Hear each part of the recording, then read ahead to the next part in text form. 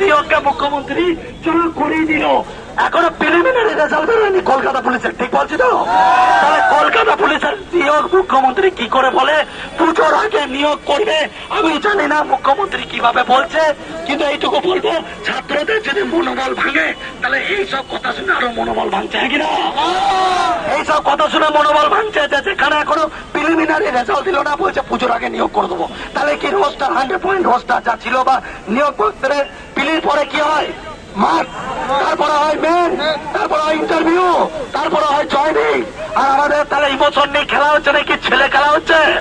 একটা জিনিস রাজ্য সরকার আপনাকে বারবার করে বলছি, এখানে স্টুডেন্ট সমাজ আপনার কথা আমার এখন আবার নিজের মাঝখানে তো অন্যজনকে বলাচ্ছে।